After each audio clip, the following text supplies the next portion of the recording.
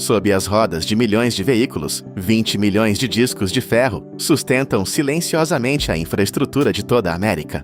Apenas na cidade de Nova York, 250 mil destas sentinelas estão embutidas no asfalto, suportando o peso da civilização todos os dias. Se uma delas falhar, o caos instala-se, mas o fato mais chocante não é a sua resistência, é a sua origem.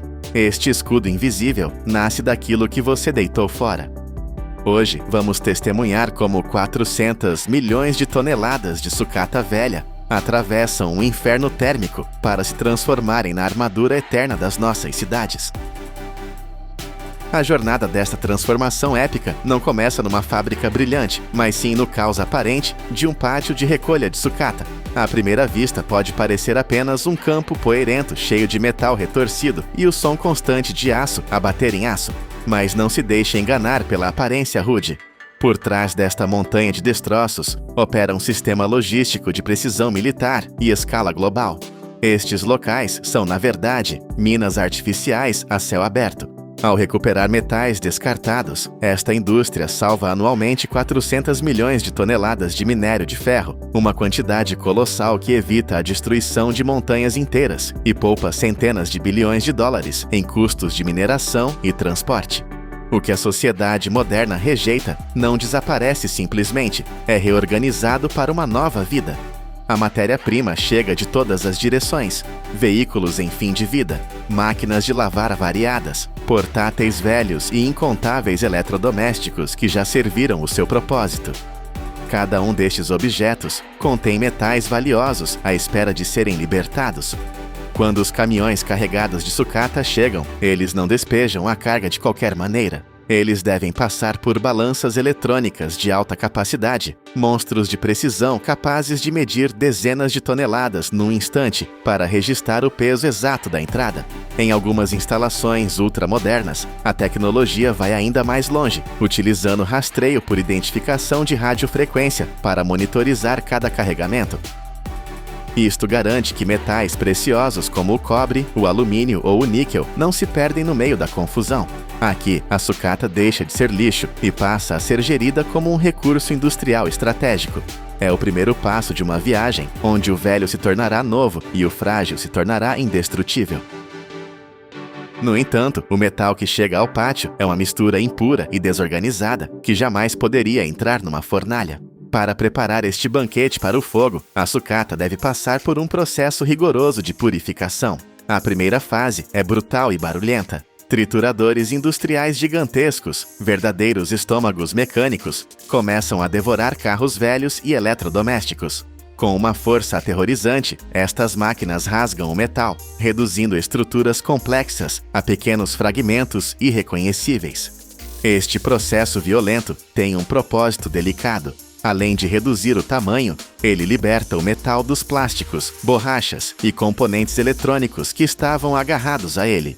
Depois da trituração, entra em cena a magia da separação física. Ímãs de alta potência, suspensos sobre as correias transportadoras, atraem o ferro e o aço com uma força invisível, arrancando-os da mistura.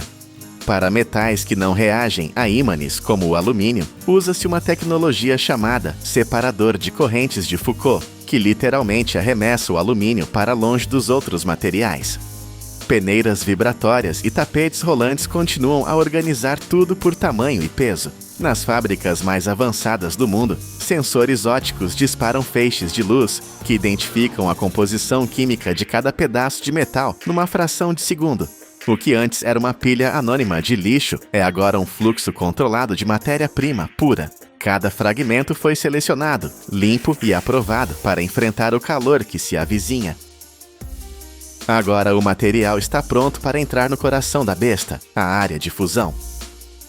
Aqui, os fragmentos de aço usado e ferro fundido entram num ciclo completamente novo. Esqueça as fogueiras antigas, estamos a falar de fornos de indução de alta capacidade. Estas máquinas usam campos eletromagnéticos poderosos para agitar as moléculas do metal, até que elas não aguentem mais e se desfaçam em líquido. É um processo que permite um controle absoluto sobre a temperatura e a química, algo impossível com fornos a combustão tradicionais. O calor dentro destas câmaras sobe a níveis que desafiam a imaginação. Para o ferro fundido usado nestas tampas, a temperatura atinge cerca de 1426 graus Celsius. Isto é mais quente do que a lava que escorre de muitos vulcões ativos.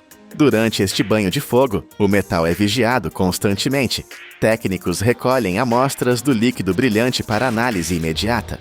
Eles precisam de garantir que os níveis de carbono, silício e outros elementos de liga estejam exatamente dentro das especificações técnicas. Se houver impurezas, elas flutuam para a superfície e são removidas, enquanto elementos necessários são adicionados para afinar a resistência do material. Quando o metal atinge o estado uniforme, ele perdeu toda a memória da máquina de lavar ou do carro que foi um dia. Agora é apenas uma sopa densa e brilhante de energia potencial, pronta para assumir uma nova forma. Enquanto o metal ruge no forno, um processo silencioso e preciso acontece ao lado: a criação do molde. Sem um molde perfeito, o metal líquido seria inútil. A técnica mais comum utilizada é a moldagem em areia verde, mas não se trata de areia comum.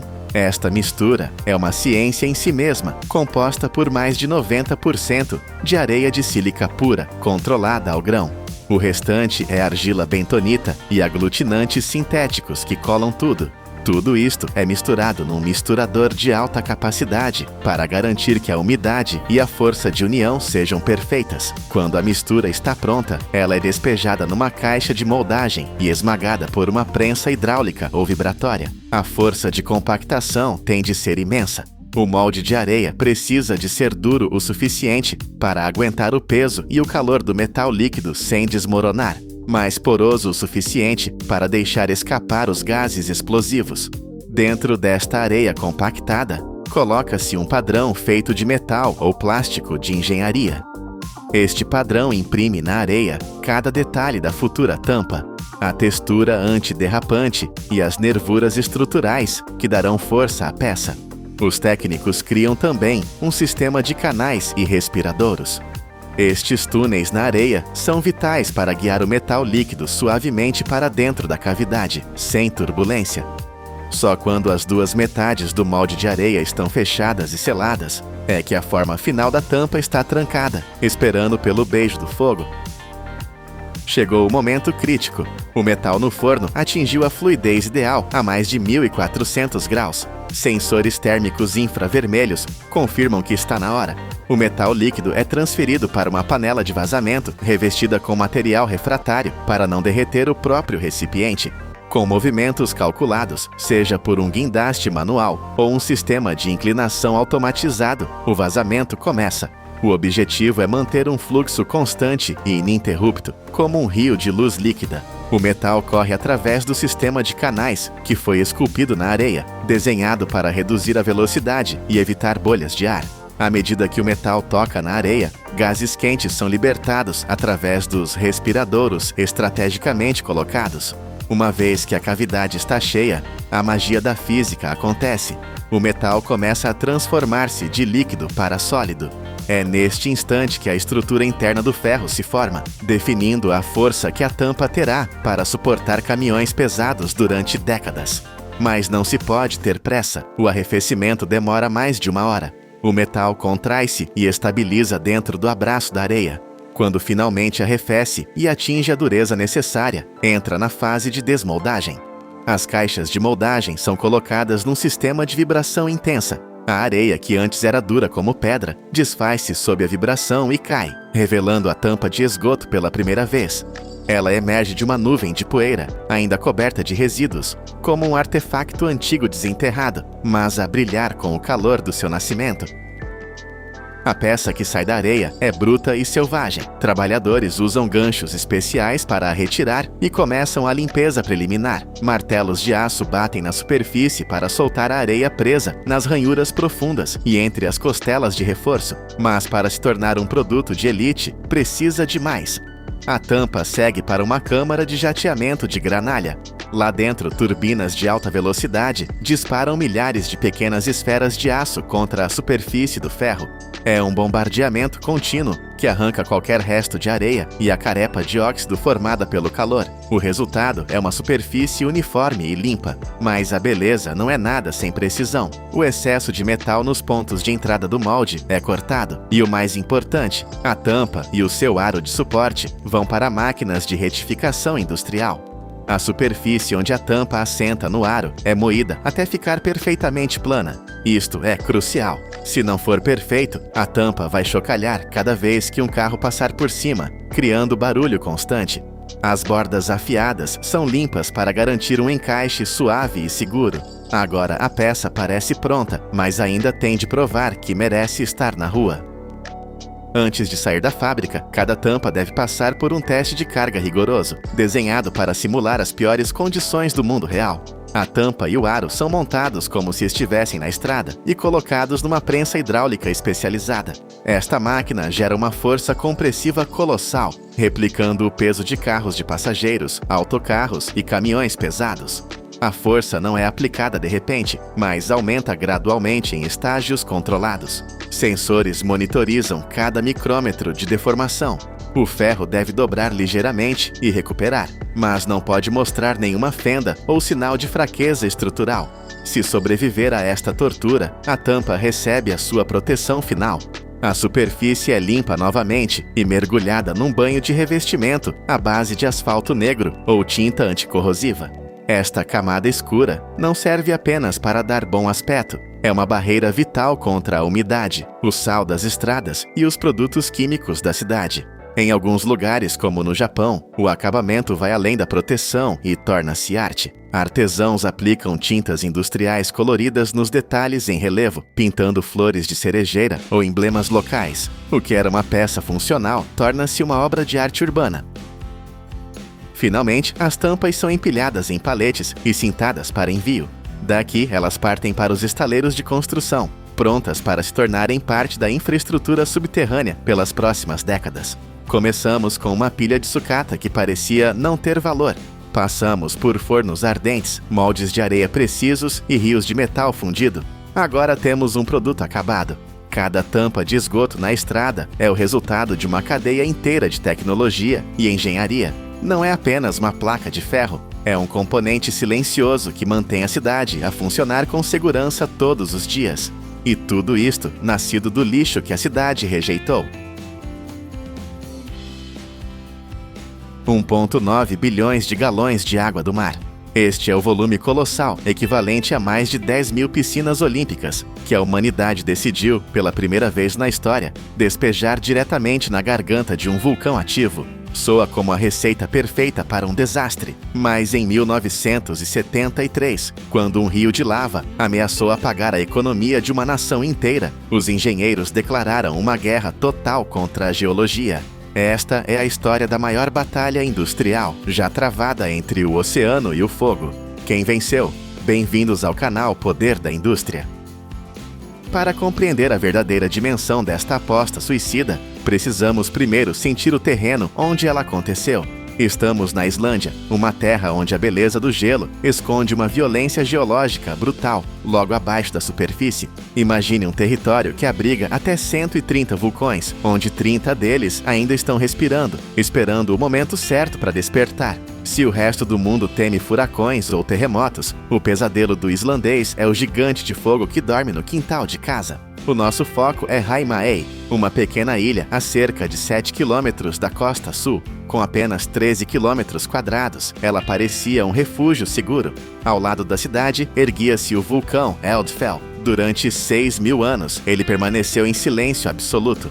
As gerações nasceram e morreram acreditando que a montanha estava morta. Mas no mundo da geologia, o silêncio é apenas uma pausa. A noite fatídica chegou em 21 de janeiro de 1973. Pequenos tremores começaram a sacudir as janelas, mas os moradores, endurecidos pela vida no Ártico, não entraram em pânico. Então, a 1h55 da manhã de 23 de janeiro, a realidade se partiu ao meio. Uma explosão ensurdecedora rasgou o céu noturno. O solo não apenas tremeu, Ele se abriu como um zíper. Uma fissura de 1,5 km apareceu a apenas 200 metros das casas onde famílias dormiam. Não houve aviso. Chamas dispararam ferozmente para o alto, criando 40 fontes de lava simultâneas que iluminaram a noite com um brilho infernal. Em apenas 48 horas, um cone de cinzas de mais de 100 metros de altura se formou do nada. A lava fluía a uma velocidade aterrorizante de 100 metros cúbicos por segundo. Era uma inundação de fogo líquido. O destino, no entanto, jogou um dado a favor da humanidade. Ventos do oeste sopraram os gases tóxicos para longe da cidade, e uma tempestade no dia anterior manteve toda a frota de pesca no porto. Em menos de 6 horas, 5.000 residentes foram evacuados naqueles barcos, deixando para trás suas vidas e suas casas. Apenas algumas centenas de voluntários ficaram. A cidade estava vazia, mas a guerra contra a Terra estava apenas começando. Com a evacuação concluída, a ilha de Heimaey ficou à mercê da física destrutiva. As primeiras casas próximas à fissura não tiveram chance. Foram esmagadas e incineradas pela lava e cinzas quentes em questão de minutos. A cinza caía do céu como uma neve negra e pesada, acumulando-se até 5 metros de altura em alguns pontos, sepultando telhados e ruas inteiras. Mais de 400 casas foram obliteradas, mas o vulcão tinha armas mais terríveis do que apenas o fluxo lento. Ele lançava bombas de lava. Rochas incandescentes pesando toneladas eram disparadas para o céu e caíam sobre a cidade como artilharia de guerra, incendiando tudo o que tocavam. O fluxo principal de lava era um monstro de 40 metros de profundidade média, atingindo 100 metros em alguns pontos. Essa parede de rocha derretida avançava com uma força imparável, esmagando tanques de armazenamento de concreto e derrubando a usina de energia da ilha, cortando a luz e a água. Heimaey estava paralisada. Os 250 voluntários que ficaram para trás, pescadores, bombeiros, operários, tentavam limpar os telhados e salvar móveis, mas logo perceberam que varrer cinzas era inútil se a ilha deixasse de existir economicamente. O alvo da lava não era apenas as casas, era o porto. O porto de Heimaey não é apenas um cais, é o motor econômico que gera 3% de todo o produto interno bruto da Islândia. É o lar da frota pesqueira nacional. Se a lava bloqueasse a entrada do porto, a indústria pesqueira colapsaria e a ilha se tornaria uma rocha morta, sem motivo para ninguém retornar. O desespero exige medidas extremas. Foi nesse momento que oficiais e cientistas propuseram um plano que soava como delírio: usar o oceano para apagar o vulcão. A ideia era bombear água do mar diretamente na lava para resfriá-la e criar uma barreira. Tentativas anteriores no Havaí e na Itália falharam ou foram inconclusivas, mas a Islândia não tinha escolha. Eles decidiram realizar o maior experimento de engenharia natural da história.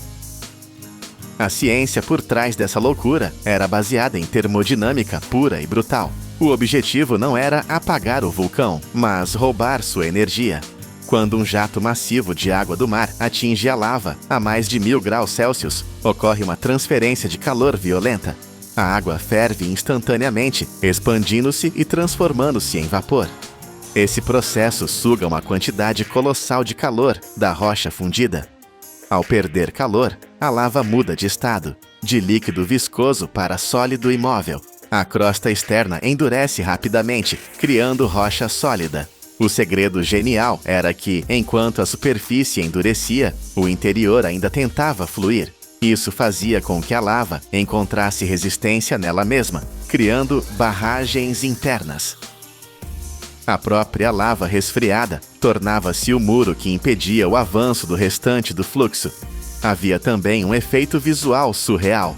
Como a água vinha do mar, a evaporação deixava para trás toneladas de sal. Manchas brancas gigantescas começaram a aparecer na superfície negra e fumegante, cobrindo a paisagem infernal como se fosse neve. Estima-se que 220.000 toneladas de sal foram depositadas sobre a rocha quente, mas a execução era um pesadelo. O vapor subia em colunas de centenas de metros, criando uma neblina escaldante que reduzia a visibilidade a zero. Trabalhar ali era caminhar dentro de uma sauna tóxica. As temperaturas perto da frente de lava chegavam a 1.200 graus Celsius. Calor suficiente para derreter o aço dos equipamentos se não houvesse cuidado. Era homem contra a temperatura e a única arma era a água. A operação começou com o navio dragador Sunday, que chegou como a primeira linha de defesa, pulverizando cascatas de água do mar diretamente do porto sobre o fluxo. O Sunday conseguiu desacelerar o avanço em uma área crítica, mas a massa de lava era titânica demais para um único navio. A lava continuava a avançar, engolindo 1/5 da cidade até o final de março. Era preciso mais potência. Foi então que a cavalaria industrial chegou. Uma frota aérea e naval trouxe 32 bombas de água gigantescas diretamente dos Estados Unidos. Eram máquinas monstruosas projetadas para fins industriais pesados. Cada uma dessas bombas podia mover 1.000 litros de água por segundo. Imagine o poder disso. Juntas, elas podiam drenar uma piscina olímpica em questão de minutos. Quando esses monstros mecânicos foram ligados em uníssono, o som era ensurdecedor, competindo com o rugido do próprio vulcão. A estratégia mudou de uma defesa desesperada para um ataque coordenado. Quilômetros de tubulações foram estendidos. O volume de água bombeada atingiu picos de insanidade, criando um rio artificial que fluía contra o Rio de Fogo. A lava começou a encontrar uma resistência que a natureza jamais previu. A frente de avanço começou a diminuir a velocidade. O exército de água estava funcionando, mas, para vencer, eles precisavam levar a batalha para o terreno do inimigo. Se bombear água da costa era perigoso, o que veio a seguir foi suicida. Para parar o fluxo principal, os engenheiros precisavam colocar as tubulações não na frente da lava, mas em cima dela. Tratores e escavadeiras, operados por homens com nervos de aço, dirigiram diretamente sobre a crosta de lava em movimento. Parece uma cena de filme de ação, mas era realidade. A camada de cinzas vulcânicas na superfície atuava como um isolante térmico, permitindo que as máquinas pesadas não derretessem seus pneus e esteiras, desde que não parassem por muito tempo. Pela primeira vez, a humanidade construía estradas sobre um rio de fogo ativo. Os trabalhadores, muitas vezes operando cegos pelo vapor, arrastavam tubos manualmente em seções íngremes. E aqui está um detalhe fascinante da engenharia improvisada. Eles não usaram apenas tubos de aço, eles usaram tubos de plástico. Como o plástico não derreteu em cima da lava, a resposta é o fluxo. A água gelada do mar corria tão rápido dentro dos tubos que resfriava o plástico de dentro para fora, impedindo que ele colapsasse com o calor externo. Essas artérias artificiais se estendiam por 200 até 600 metros para dentro do inferno vulcânico.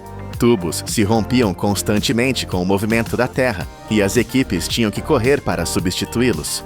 Durante 15 dias ininterruptos, 132 milhões de galões foram despejados nessa ofensiva final. A barreira fria cresceu. A lava bateu no muro criado por ela mesma e parou. Em 10 de julho de 1973, as bombas foram desligadas. O silêncio voltou a Heimaey. O vulcão havia parado. Quando olhamos para os números finais, a escala do que foi feito é difícil de processar. 1,9 bilhões de galões de água do mar foram usados. 10.000 piscinas olímpicas jogadas contra a Terra. O vulcão expeliu cerca de 250 milhões de metros cúbicos de material. Para visualizar isso, a quantidade de lava e cinzas seria suficiente para cobrir toda a ilha de Manhattan com uma camada de fundações de dezenas de metros de altura. E quanto custou essa guerra? A operação inteira custou cerca de $1,5 milhão na época, o que seria algo em torno de $8 milhões em valores ajustados. Pode parecer caro gastar milhões jogando água em pedras, mas a matemática da sobrevivência é clara. Se não tivessem feito isso, a lava teria fechado o porto. A Islândia teria perdido 3% do seu PIB permanentemente. Gastar 8 milhões para salvar uma indústria nacional inteira foi, sem dúvida, o investimento mais lucrativo da história do país. Em comparação, em outras erupções onde nada foi feito, as ilhas foram abandonadas ou destruídas. Em Heimaey, a humanidade lutou contra a extinção econômica e venceu. Hoje, se você visitar Heimaey, não verá uma terra devastada. A cidade não apenas sobreviveu, ela cresceu. A nova lava resfriada aumentou a área da ilha em cerca de 20%. E a ironia suprema, a nova rocha formou um quebra-mar natural, ainda melhor do que o anterior, protegendo o porto das tempestades do Atlântico. Onde antes havia destruição, agora há turismo. Pessoas de todo o mundo viajam para caminhar sobre as rochas negras, manchadas de sal branco, testemunhas silenciosas da batalha. A humanidade aprendeu uma lição valiosa aqui. Não podemos vencer a natureza com força bruta. Nossos muros de concreto são papel para um vulcão. Mas se tivermos a audácia de usar a própria energia da natureza, a água do oceano, contra a fúria da terra, podemos transformar um desastre líquido em um alicerce sólido para o futuro. Em Heimaey, nós não apenas sobrevivemos ao fogo, nós o domamos.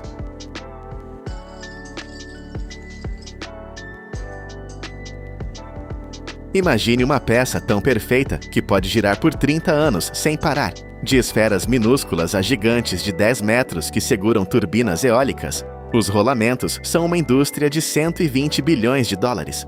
Mas sua vida começa no caos absoluto. Explosões massivas, fogo infernal e pressão suficiente para esmagar tanques. Como o metal bruto se torna o coração da perfeição. Tudo começa com um estrondo que faz a terra tremer por quilômetros. No coração de minas colossais na Austrália ou no Brasil, o minério de ferro está preso em camadas de rocha que parecem indestrutíveis. Mas a engenharia moderna não conhece limites. Engenheiros geológicos transformam o solo em um tabuleiro de xadrez de precisão cirúrgica. Eles perfuram buracos que descem dezenas de metros nas entranhas da terra.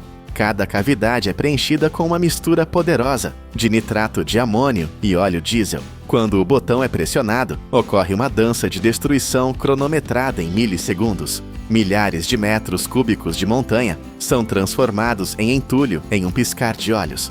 A energia liberada é equivalente a várias toneladas de dinamite, mas não é um caos aleatório. É uma destruição planejada para libertar o metal que vai sustentar o nosso mundo. Mal a poeira baixa e os gigantes de metal entram em cena. Escavadeiras hidráulicas com braços que parecem prédios em movimento mergulham suas caçambas de 40 toneladas na rocha despedaçada.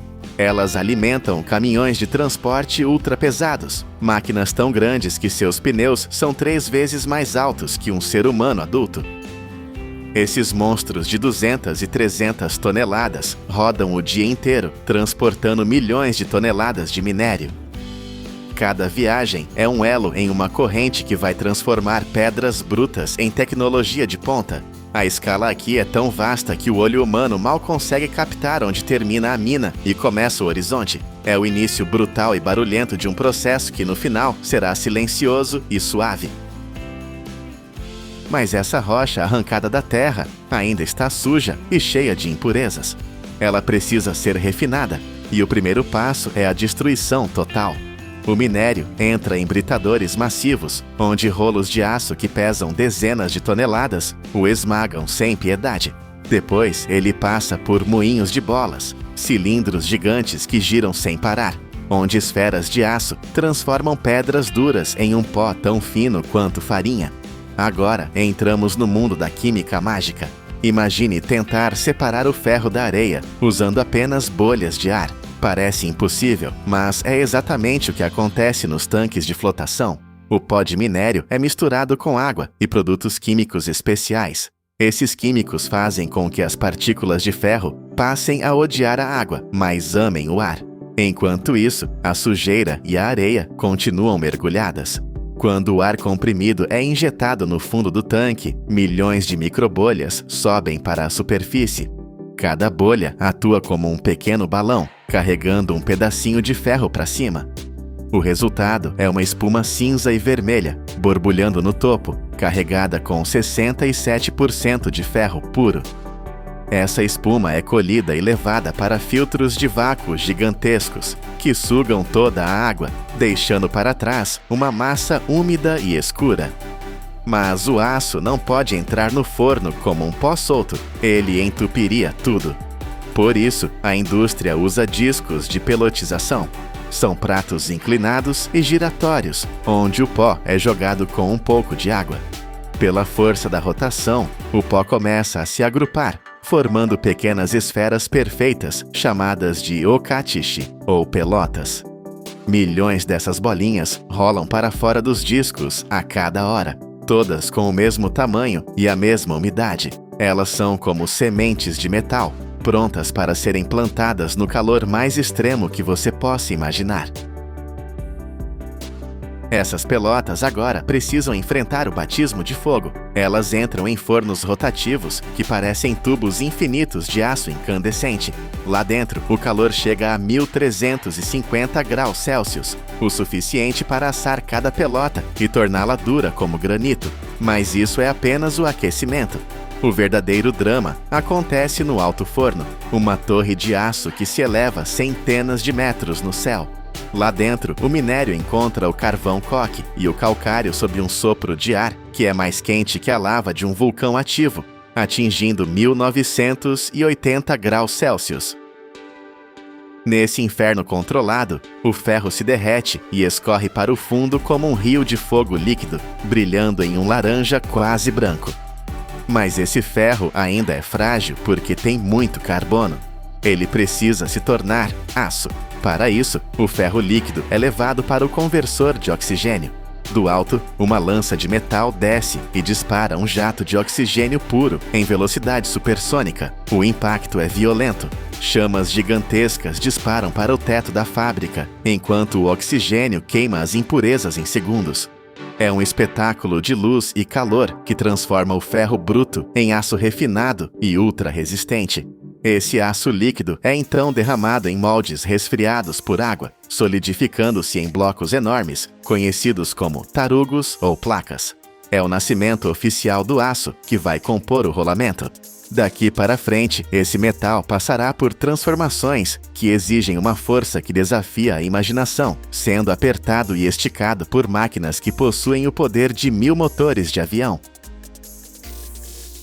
O aço sólido agora entra no reino do poder mecânico puro. Imagine um tarugo de aço gigante sendo esmagado como se fosse massa de modelar. É isso que acontece nos laminadores. Rolos massivos de dezenas de toneladas giram com uma força avassaladora, pressionando o aço quente e forçando-o a se esticar. Com cada passagem, o bloco fica mais longo e mais fino, transformando-se em barras redondas perfeitas. O aço usado aqui não é comum.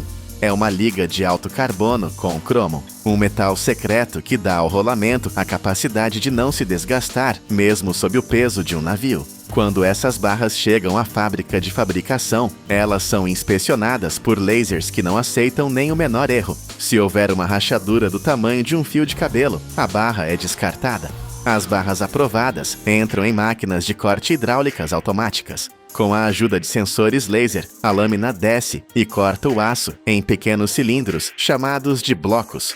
Cada corte é preciso, garantindo que todas as peças tenham exatamente o mesmo peso e volume.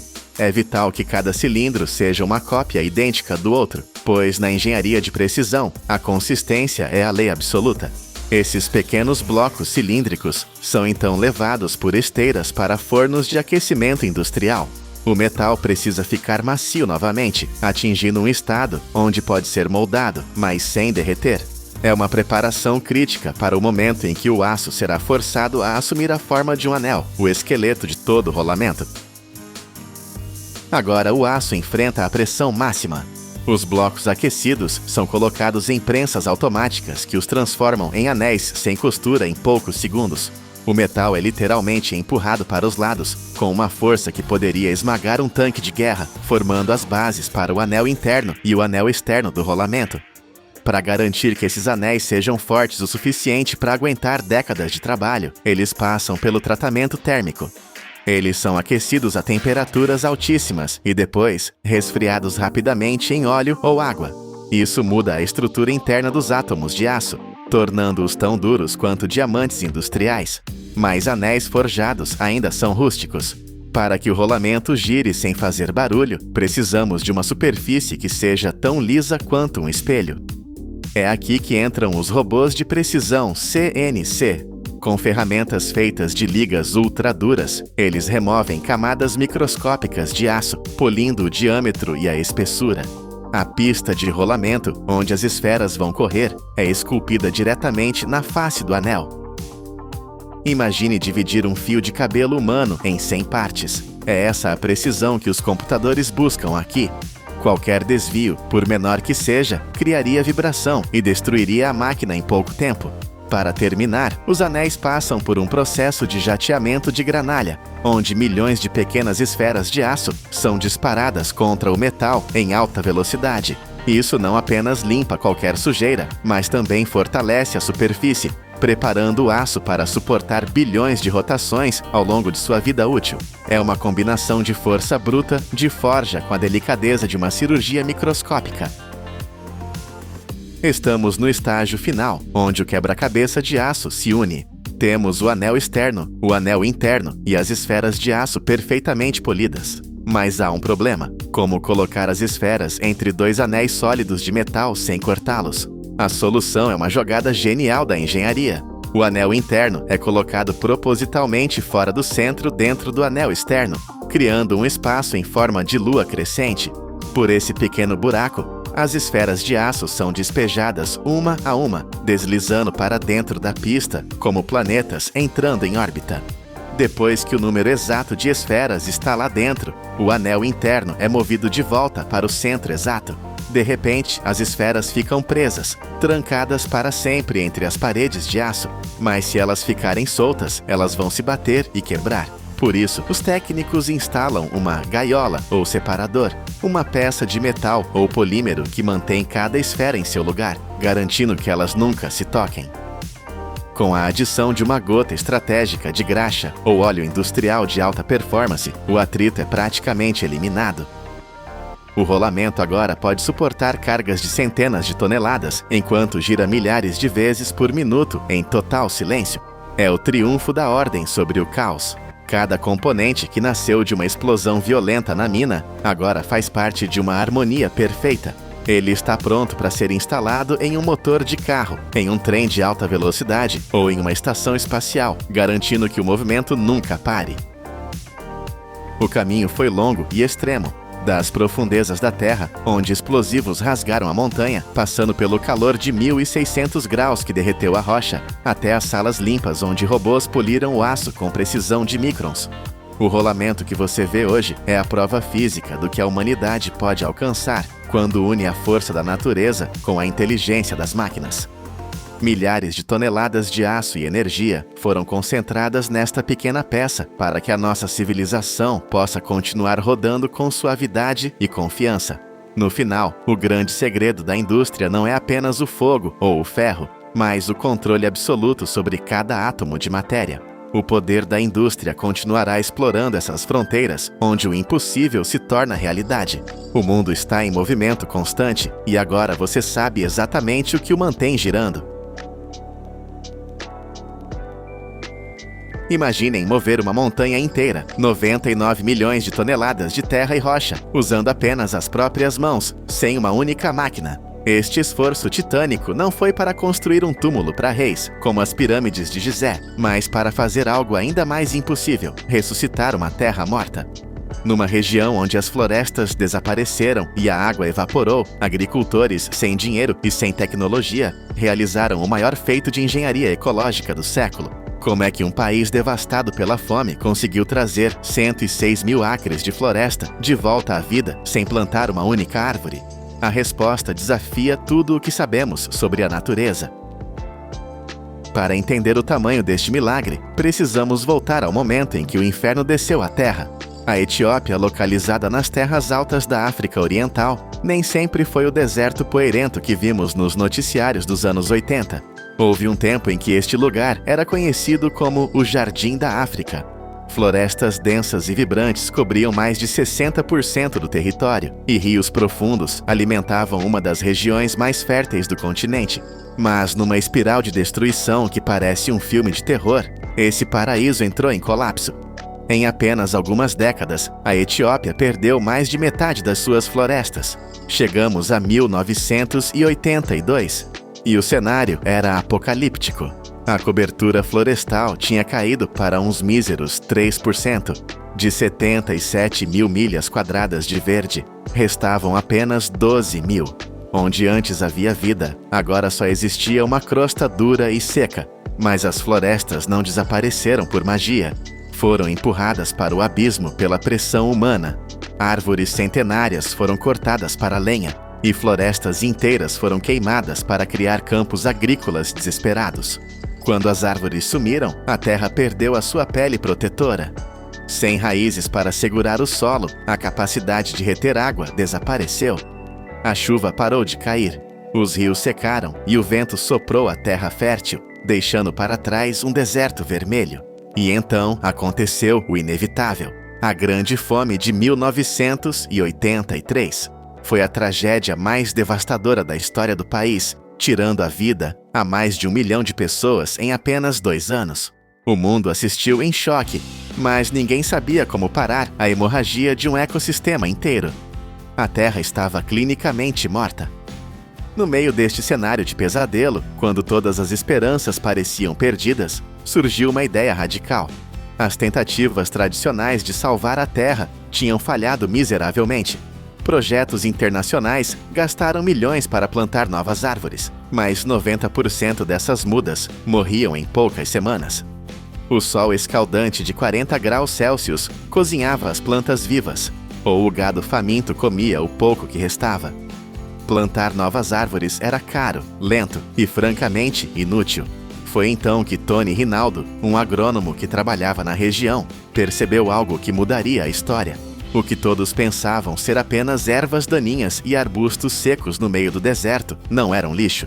Eram o topo de uma floresta subterrânea. Debaixo daquela terra dura, milhares de tocos de árvores antigas ainda estavam vivos. As suas raízes profundas e poderosas estendiam-se por até 30 metros, ou 100 pés, para dentro da terra, à espera de uma única oportunidade para acordar. A natureza não estava morta, estava apenas adormecida, à espera de um sinal. O segredo não era trazer novas plantas de viveiros distantes, mas usar uma simples faca de poda. O método chamado de regeneração natural gerida pelo agricultor, ou FMNR, era chocantemente simples. Em vez de plantar, os agricultores escolheram os tocos existentes, podaram os ramos fracos e protegeram os 3 ou 4 troncos mais fortes. Sem a necessidade de água extra ou fertilizantes caros, essas árvores antigas usaram os seus sistemas de raízes massivos para disparar em direção ao céu. Mas havia um problema. Mesmo com raízes profundas, nada cresce sem água. E a água tinha fugido daquela terra há muito tempo. Para trazer a água de volta, os habitantes de Rumbo tiveram de se tornar engenheiros geográficos. Eles não tinham tratores, não tinham gasóleo e não tinham fundos do governo. O que eles tinham eram pás velhas, picaretas e uma vontade de ferro. Eles olharam para as colinas nuas e desenharam um mapa da água, lembrando-se de como a chuva costumava fluir décadas atrás. Começou então uma das maiores operações manuais da história da agricultura. Homens e mulheres carregaram pedras pesadas sob o sol abrasador para construir milhares de pequenas barragens e terraços. Eles moveram 99 milhões de toneladas de solo. Parem para pensar nesse número. É o peso equivalente a centenas de arranha-céus, movido balde por balde, pedra por pedra. O objetivo era mudar a física do terreno. Eles construíram lagoas de infiltração e valas de contorno para capturar a chuva. Quando a chuva caía, em vez de criar enxurradas de lama que lavavam o solo, a água encontrava barreiras. Ela era forçada a parar, a acalmar-se e a infiltrar-se na terra sedenta. As ravinas que antes eram feridas abertas na paisagem por onde a água escapava, foram bloqueadas com diques de pedra. A lógica era brutalmente simples. Nenhuma gota de chuva podia escapar. A terra vermelha e poeirenta começou a transformar-se numa esponja gigante, pronta para alimentar as raízes adormecidas que esperavam lá embaixo. Mas a engenharia física era apenas metade da batalha. A parte mais difícil foi a engenharia social. Para que a floresta voltasse, a comunidade teve de tomar uma decisão dolorosa: proibir o gado de pastar livremente nas colinas. Durante gerações, cabras e ovelhas comeram cada broto verde que tentava nascer, e os seus cascos duros compactavam o solo até ele ficar como cimento. Fechar as colinas significava prender a sua própria fonte de alimento e dinheiro. Foi um sacrifício imenso. Eles dividiram a terra em 3 zonas rigorosas. os vales para a irrigação, as encostas médias para a agricultura e o topo das colinas, sagrado e intocável, para a regeneração da floresta. E então o silêncio desceu sobre as colinas. Sem o bater constante dos cascos e sem bocas famintas a arrancar a relva, a magia biológica aconteceu. A resposta da natureza foi explosiva. Em apenas uma estação chuvosa, a vegetação voltou com uma fúria verde. Onde antes havia apenas pedra nua, arbustos densos começaram a cobrir o solo. Em 5 anos, a cobertura vegetal nas áreas protegidas aumentou 200%. A disciplina de ferro dos aldeões tinha comprado o tempo que a natureza precisava. A umidade da manhã começou a durar o dobro do tempo, criando um microclima fresco que atraiu insetos, que por sua vez atraíram pássaros que não eram vistos ali há décadas. A cadeia da vida estava a ser reconstruída, elo por elo. E então o impossível aconteceu. A água voltou, não trazida por caminhões-cisterna ou canos de plástico, mas brotando da própria terra. Lembrem-se das 13 nascentes naturais da região, que tinham secado completamente, existindo apenas na memória dos anciãos. Graças às novas árvores e aos terraços de pedra, a água da chuva infiltrou-se profundamente no solo, recarregando os aquíferos subterrâneos. 6 dessas 13 nascentes mortas começaram a jorrar água cristalina novamente. E não foi um evento temporário, elas fluem agora durante todo o ano.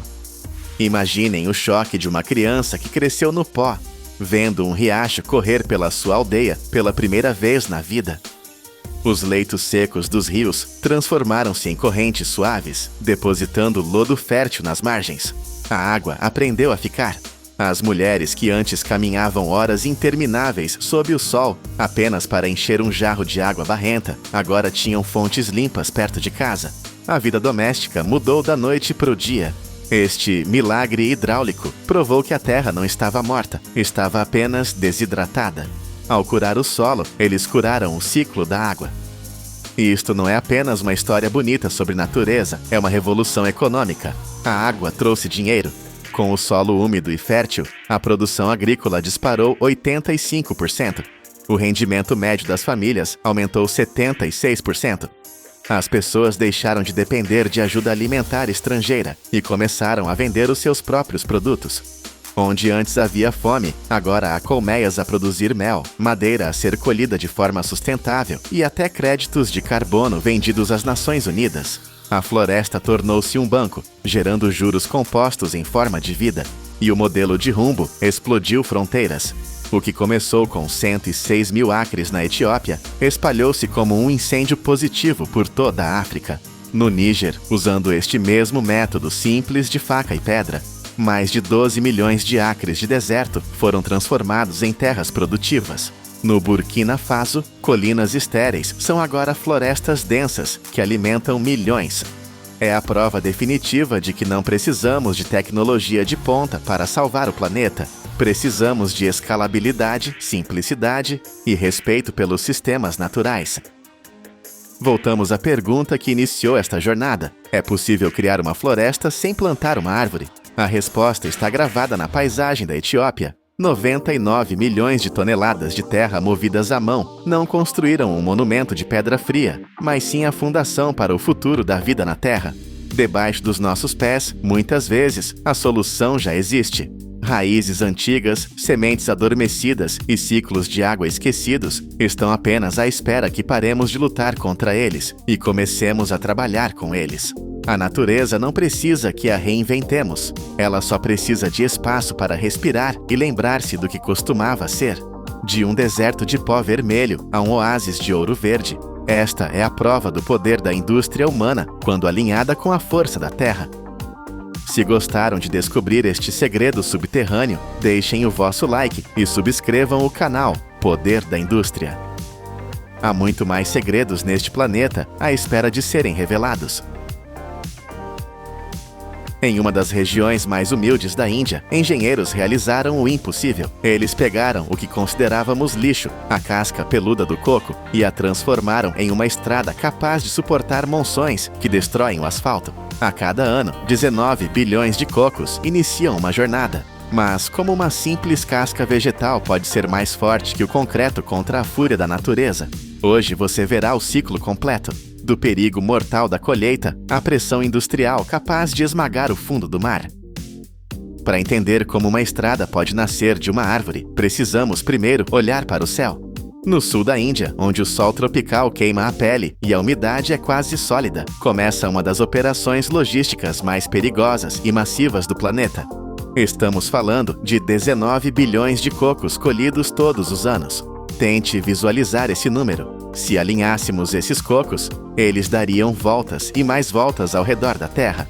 Mas a jornada de cada um desses frutos começa com um risco humano incalculável. A tecnologia aqui não é digital, é muscular e visceral. As palmeiras se erguem a 10 metros de altura, o equivalente a um prédio de 3 andares. Não existem elevadores, não existem guindastes nessas plantações rurais. Existem apenas homens com uma coragem de aço. Eles escalam esses troncos verticais, sem cordas de segurança, sem arneses, sem redes de proteção. Eles confiam apenas na aderência de seus pés descalços e na força de seus braços. É uma dança mortal contra a gravidade. Lá no topo, balançando com o vento, o trabalhador usa apenas um facão. Com golpes precisos, ele libera cachos inteiros. E aqui sentimos o primeiro impacto do peso real dessa indústria. Cada coco, cheio de água e polpa, pode pesar mais de 3 quilos.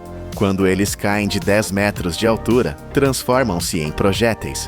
O impacto no solo é violento, levantando poeira e fazendo a terra tremer. Se caírem sobre uma pedra ou uma raiz exposta, a casca dura pode rachar, arruinando o produto. Por isso, em terrenos mais difíceis, a estratégia muda. Do solo, operadores manobram varas de bambu ou metal de 10 metros de comprimento. Imagine tentar operar uma ferramenta desse tamanho, olhando para cima, contra o sol, tentando cortar um caule fino a uma distância imensa. É um teste de paciência e precisão que faria qualquer cirurgião suar. Uma vez no chão, a montanha de cocos precisa ser processada. E é aqui que o lixo começa a ser separado do tesouro. O processo de descasque é brutal. O coco é empalado em uma estaca de metal afiada fixada no solo. O trabalhador precisa usar o peso do próprio corpo para perfurar a casca grossa e, com um movimento de torção violento, arrancá-la da noz dura. É um trabalho que exige uma resistência física sobre-humana. Um único trabalhador experiente pode descascar entre 500 e 1.000 unidades em um único dia, sob o calor implacável. Para a maioria das pessoas, essa casca fibrosa é apenas resíduo. Ela representa cerca de 35 a 45% do peso total do coco. Durante séculos, ela foi queimada ou deixada para apodrecer. Mas os engenheiros modernos olharam para essa pilha de entulho fibroso e viram algo diferente. Eles viram uma armadura. Eles perceberam que a natureza projetou essa casca para proteger o fruto de quedas altas e do clima extremo. E se essa mesma proteção pudesse ser usada para proteger nossas estradas? Caminhões carregados com essas cascas partem agora para as usinas de processamento, onde a biologia bruta está prestes a encontrar a força da máquina. Quando os caminhões despejam sua carga nos pátios das fábricas, vemos montanhas marrons que parecem infinitas. Essas instalações processam até 2 toneladas de fibra todos os dias. Mas há um inimigo que precisa ser derrotado antes que a transformação comece: a água. A casca do coco é como uma esponja natural, retendo umidade para nutrir o fruto. No estado bruto, a umidade chega a 65%. Se tentássemos processá-la agora, ela apenas apodreceria ou entupiria as máquinas. A solução é usar a própria energia da natureza. As cascas são espalhadas por hectares de terreno aberto. Elas ficam ali, sob o sol escaldante da Índia, por 2 a 4 semanas. Não é um processo passivo, é um cozimento lento solar. A umidade precisa cair drasticamente, de 65% para cerca de 15%. Durante esse tempo, a estrutura da casca muda. Ela endurece. As fibras encolhem ligeiramente e se soltam da polpa interna. O que era macio e úmido torna-se seco e quebradiço. Agora, a violência mecânica entra em cena.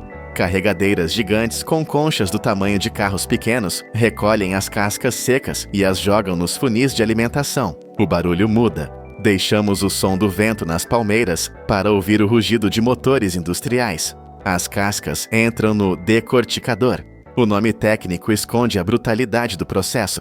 Dentro dessa máquina, tambores com dentes de aço giram a velocidades alucinantes. Eles rasgam, trituram e espancam as cascas. O objetivo é separar o ouro do pó. O ouro aqui são as fibras longas e resistentes, chamadas de coir. O pó é a medula que é removida. É uma tempestade de poeira e detritos dentro da máquina. O que sai do outro lado parece cabelo dourado e grosso, mas ainda não é perfeito. Essas fibras passam por peneiras rotativas gigantes, tambores que giram sem parar para filtrar qualquer partícula de poeira restante. Apenas as fibras longas sobrevivem. E para garantir que elas sejam eternas, elas voltam para o sol por mais 3 a 7 dias, até que a umidade caia para menos de 5%. Agora elas são leves, limpas e, o mais importante, incrivelmente fortes. O lixo orgânico morreu. O material de engenharia nasceu. O caos das fibras soltas agora precisa ser domado. Entramos na fase de fiação e tecelagem, onde a tecnologia têxtil secular encontra a inovação industrial. As fibras soltas são alimentadas em máquinas de fiação contínua. O que antes era um emaranhado confuso é alinhado, penteado e torcido. As máquinas zumbem em um ritmo hipnótico, transformando o cabelo do coco em cordas de espessura uniforme. A resistência à tração é testada a cada metro. Essas cordas não podem arrebentar. Elas precisam ser fortes o suficiente para serem puxadas, esticadas e enterradas. Esses fios robustos são enrolados em carretéis gigantes e levados para os teares. Aqui vemos a verdadeira escala da produção. As máquinas de tecelagem trabalham com uma precisão rítmica, entrelaçando os fios longitudinais e transversais. O tear bate compactando os fios, criando uma malha geométrica perfeita. Não é um tecido macio para roupas, é uma grade áspera, rígida e poderosa. A eficiência desse processo é de cair o queixo. Apenas 100 kg de fibra bruta podem ser transformados em 300 metros de tecido geotêxtil. E o custo? É aqui que a revolução acontece. Esse material de alta tecnologia custa entre $1,20 e $1,80 por metro. É incrivelmente barato. Estamos falando de uma solução que custa centavos, mas que pode salvar rodovias de milhões de dólares. Rolos gigantes desse tecido, parecidos com tapetes grossos, são empilhados e carregados em caminhões. Eles estão prontos para ir para a linha de frente, para lutar contra a erosão e o peso dos caminhões. Chegamos ao campo de batalha, a estrada. No sul da Índia, o clima é o inimigo. 2 monções por ano despejam torrentes de água, seguidas por um verão que racha o solo. O asfalto comum não tem chance. A água lava a terra por baixo dele, criando buracos e colapsos. Mas hoje, os engenheiros têm uma nova arma. Primeiro, rolos compressores pesados preparam o terreno, alisando a terra ferida. Então, a equipe desenrola o geotêxtil de coco. É uma visão impressionante. Uma longa faixa dourada cobrindo a terra nua. Os trabalhadores esticam o tecido, garantindo que não haja rugas, e o prendem ao chão com estacas de aço. Por que isso funciona?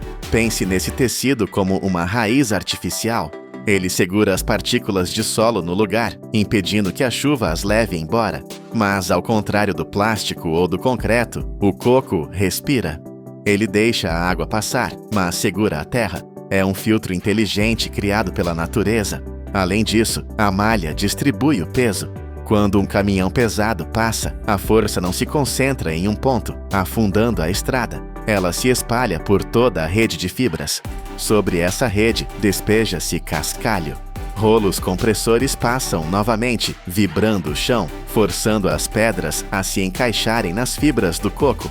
Eles se tornam um só corpo. O cascalho trava no tecido e o tecido trava no solo. É uma fundação indestrutível. Por fim, vem o asfalto quente e preto, a pele final da estrada. Mas a verdadeira força não está no asfalto. Está escondida embaixo dele, naquela casca de coco que um dia caiu de uma árvore de 10 metros. O resultado é uma estrada que dura anos a mais, economizando dinheiro e recursos, tudo graças ao que costumávamos chamar de lixo. Mas a casca fibrosa é apenas a armadura externa do coco. O que acontece com o interior? Enquanto a casca sustenta toneladas de concreto, o interior do coco entra em uma corrida de velocidade e higiene. A água de coco, aquele líquido que salvou náufragos e hidrata atletas, é extremamente delicada. Assim que o coco é aberto, o relógio começa a contar. Bactérias e oxigênio atacam o sabor imediatamente. Por isso, nas fábricas modernas, a velocidade é a chave. Brocas automatizadas perfuram a casca dura, com precisão cirúrgica, para extrair o líquido. A água é bombeada instantaneamente para tanques de resfriamento gigantes de 1000 litros. Em segundos, a temperatura cai drasticamente para 4 graus Celsius. É um choque térmico necessário. O frio paralisa qualquer degradação biológica, travando o frescor no tempo. Após ser filtrada para remover qualquer partícula de casca, a água segue para a linha de envase. Aqui, a escala industrial é hipnotizante. Máquinas enchem e selam caixas multicamadas a uma velocidade de 6.000 unidades por hora. É mais de 1,5 por segundo. O olho humano mal consegue acompanhar o movimento dos braços robóticos. Enquanto isso, a carne branca e rica do coco segue outro caminho. Ela é lavada com jatos de alta pressão que arrancam qualquer sujeira microscópica. Depois é triturada em uma pasta fina e alimentada em prensas hidráulicas poderosas. A pressão aqui é imensa. A máquina esmaga a pasta, forçando cada gota de óleo a sair. Esse óleo de coco virgem, puro e cristalino é capturado e engarrafado. É a essência energética do fruto, extraída pela força bruta da mecânica. Mas a tecnologia mais impressionante, aquela que parece ficção científica, é reservada para o leite de coco. O desafio é antigo. Como matar as bactérias sem cozinhar o leite e estragar seu sabor fresco? A resposta moderna é a alta pressão, ou HPP. As latas de leite de coco, já seladas, entram em uma câmara hiperbárica. O que acontece lá dentro é aterrorizante. A câmara é inundada com água e a pressão começa a subir. Ela sobe até atingir 600 megapascals. Vamos colocar esse número em perspectiva. 600 megapascals é a pressão que você sentiria se estivesse no fundo da Foz das Marianas, o ponto mais profundo do oceano. Ou imagine um elefante africano adulto se equilibrando em cima de uma única moeda de 1 centavo. É essa a força que esmaga a lata de todos os lados. Por que fazer isso? Porque as bactérias não conseguem sobreviver a essa pressão. Suas paredes celulares explodem, elas morrem instantaneamente, mas as vitaminas, o sabor e a textura do leite permanecem intactos, porque não houve calor. É uma esterilização a frio, usando a pura força da física para preservar a biologia. A linha cospe 2.000 latas por hora, cada uma delas tendo sobrevivido a condições extremas. E para provar que a indústria moderna odeia o desperdício, olhamos para o que sobrou, a polpa que restou após a extração do leite. Ela não é jogada fora. Ela é triturada, lavada e cozida lentamente com açúcar em grandes caldeirões industriais. O cozimento dura quase 1 hora. O resultado são doces de coco cristalizados, embalados e vendidos como guloseimas. Começamos nossa jornada olhando para 19 bilhões de cocos caindo das árvores. Parecia uma chuva de recursos simples, mas agora vemos a verdade. Não existe simples na indústria moderna. Aquele coco que caiu de 10 metros de altura agora está em toda parte. Sua casca segura a estrada sob nossos pneus. Sua água nos hidrata, preservada pelo frio. Seu leite chega à nossa mesa, purificado pela pressão do fundo do mar. É um ciclo perfeito de engenharia e natureza. Onde outros viam lixo, esses engenheiros viram o futuro. E ao transformar uma casca peluda na espinha dorsal de uma rodovia, eles nos provaram que o verdadeiro poder da indústria não é apenas construir coisas novas, mas reinventar o mundo com o que já temos em mãos. Imagine ficar parado no trânsito enquanto alguém passa voando a 190 km por hora. Isso não é ficção. O futuro da mobilidade já tem preço e pode estar na sua garagem. De carros que viram aviões a trajes reais do Homem de Ferro, revelamos as 8 máquinas que estão mudando o mundo. O céu não é mais um limite, é a sua nova rodovia. Bem-vindos à era do voo pessoal. A nossa jornada começa com o fim de qualquer cabine ou assento, onde o próprio corpo humano se torna a estrutura da aeronave. O traje de jato da Gravity Industries não é apenas uma invenção, é a materialização de um sonho que parecia impossível há apenas 20 anos. Imagine 5 microturbinas a gás rugindo ao seu redor, 2 em cada braço e uma nas suas costas, gerando uma força avassaladora de mais de 1000 cavalos vapor. Aqui, o controle é puramente orgânico e intuitivo. Você não gira um volante, você inclina os braços e desloca o peso do corpo para ditar a direção, o que exige uma força física brutal e um treinamento que faz os músculos queimarem. Esta máquina já está sendo testada por paramédicos em montanhas e forças especiais em missões navais, provando que é muito mais do que um brinquedo caro. Por cerca de $450 mil, você pode sentir na pele o que é ser o Tony Stark da vida real, transformando-se em uma extensão viva da engenharia aeronáutica. Se o traje de jato exige força, o Flyboard Air exige nervos de aço e um equilíbrio milimétrico. Esta plataforma voadora, criada por Frank Zapata, é basicamente uma prancha equipada com turbinas a jato que você controla com os pés. Ela pode atingir a velocidade incrível de 190 km por hora. Imagine voar nessa velocidade, sem absolutamente nada para te proteger, sentindo o vento como uma parede sólida. A tecnologia é tão avançada que o próprio Zapata cruzou o Canal da Mancha, fazendo uma parada para reabastecer no meio do oceano. O sistema é inteligente. Se um motor falha, o computador ajusta os outros para te manter no ar. Mas se todos pararem, sua única chance é o paraquedas que você carrega nas costas. É um nível de perigo tão alto que o exército francês investiu na ideia para uso tático. Para o público comum, ela ainda é proibida por motivos óbvios. É a forma mais espetacular de desafiar a física que existe hoje. Deixando de lado o perigo extremo, entramos no mundo dos veículos que prometem mudar as nossas cidades para sempre. Muitos prometeram carros voadores, mas a Klein Vision realmente entregou um. O Aircar é um verdadeiro carro esportivo que não parece um drone desajeitado, mas uma obra-prima da mecânica eslovaca. Ele utiliza um motor BMW de 1,6 litros e funciona com gasolina comum, a mesma que você coloca no seu carro hoje.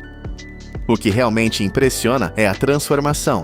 Em menos de 3 minutos, o carro estende a cauda, abre as asas e se prepara para decolar. Ele já completou voos entre aeroportos internacionais, pousou, guardou as asas e dirigiu até o centro da cidade como se nada tivesse acontecido.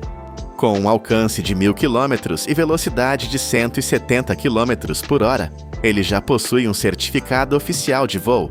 Não é uma animação de computador, é um veículo real que pode te fazer olhar para o trânsito lá embaixo enquanto viaja com conforto e estilo. Se a Klein Vision aposta na forma de avião, a empresa holandesa PAL-V criou algo focado na segurança máxima, o Liberty. Ele é o primeiro carro voador comercial do mundo com permissão legal para circular nas ruas da Europa. O grande segredo aqui é que ele é um giro plano. Isso significa que sua hélice superior gira livremente com o vento, o que o torna quase impossível de perder a sustentação e cair bruscamente. Na estrada, ele é um triciclo ágil que se inclina nas curvas como uma motocicleta. No ar, ele precisa de pouco espaço para decolar e pode pousar em quase qualquer lugar seguro. A transição entre carro e aeronave leva cerca de 10 minutos e, embora custe $600 mil, ele oferece algo único: a liberdade total de sair da sua garagem, dirigir até uma pista, voar até o seu destino e estacionar na entrada de casa. Mas o voo pessoal não é apenas luxo, ele também é uma ferramenta de trabalho poderosa. O Rise Recon foi desenhado para quem coloca a mão na massa. Imagine um fazendeiro ou guarda florestal que precisa checar 200 hectares de terra. Em vez de um trator lento, ele usa este hexacóptero elétrico. Ele pesa menos de 130 quilos. E nos Estados Unidos, você não precisa de licença de piloto para operá-lo. O Rise Recon é robusto, fácil de consertar e possui uma inteligência artificial que impede você de voar em áreas perigosas ou subir demais. Seus 6 motores independentes garantem que, se um falhar, você não caia como uma pedra. É a tecnologia servindo como um instrumento prático, custando o mesmo que um trator de alta tecnologia, mas permitindo que você gerencie sua terra do céu, como se estivesse em um jogo de estratégia. Para quem busca pura diversão e a sensação de estar em um filme de ficção científica, o Jetson 1 é a escolha definitiva. Inspirado em carros de corrida, ele é uma cápsula de segurança feita de alumínio e fibra de carbono, montada sobre 8 motores elétricos. O grande triunfo desta máquina é que ela quebrou a internet. Você pode voar sem licença de piloto nos Estados Unidos. Pesando apenas 86 quilos, ele chega a 102 km por hora. O computador de bordo faz todo o trabalho pesado de manter a estabilidade, então você só precisa se preocupar em curtir a paisagem. Ele vem até com uma função de pouso automático, mãos livres para casos de emergência ou pânico, vendido por $98 mil. Este kit de montagem doméstica transforma o seu quintal em um aeroporto privado e já esgotou anos antes de chegar ao mercado. A China não poderia ficar de fora, e o Xpeng X2 é a sua aposta para o mercado de massa.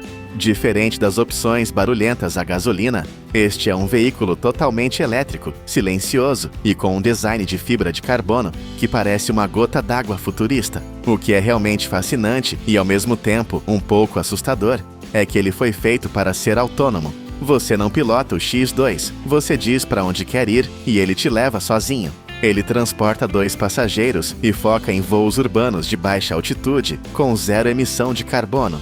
Voos de demonstração já foram feitos em Dubai, provando que a visão da China não é apenas fabricar brinquedos, mas criar uma rede de táxis aéreos que substitua o Uber na próxima década. É o futuro da cidade inteligente batendo na nossa porta, onde o transporte público sobe para o céu.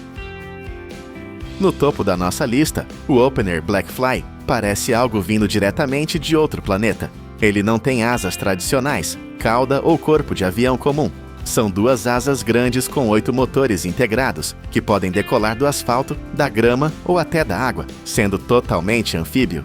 Esse design estranho tem um objetivo: simplicidade e eficiência absoluta. Seus criadores afirmam que você pode aprender a voar em minutos usando apenas um joystick. Se você soltar os controles, o Blackfly simplesmente fica parado no ar, pairando e esperando por ordens. Ele não é o mais rápido, chegando a 100 km por hora, mas é incrivelmente ágil e, segundo a empresa, mais seguro do que dirigir um carro. É a grande aposta do Vale do Silício para tornar o voo algo comum para qualquer pessoa, eliminando toda a complexidade da aviação antiga. Estamos testemunhando o nascimento de uma nova era. O que antes era apenas fantasia em quadrinhos, agora tem preço, especificações técnicas e data de entrega. Essas máquinas não são perfeitas, elas ainda são barulhentas e caras. E as leis ainda estão tentando entender como lidar com elas. Mas lembre-se, o primeiro carro de Henry Ford também não era perfeito comparado a um cavalo. A pergunta não é mais se vamos voar para o trabalho, mas sim quando os preços vão cair o suficiente para que você possa fazer isso. De todas essas maravilhas da engenharia, qual delas você levaria para casa hoje? A segurança do carro voador eslovaco ou a adrenalina pura do traje de jato? O futuro está decolando e o poder da indústria estará aqui para mostrar cada quilômetro dessa jornada.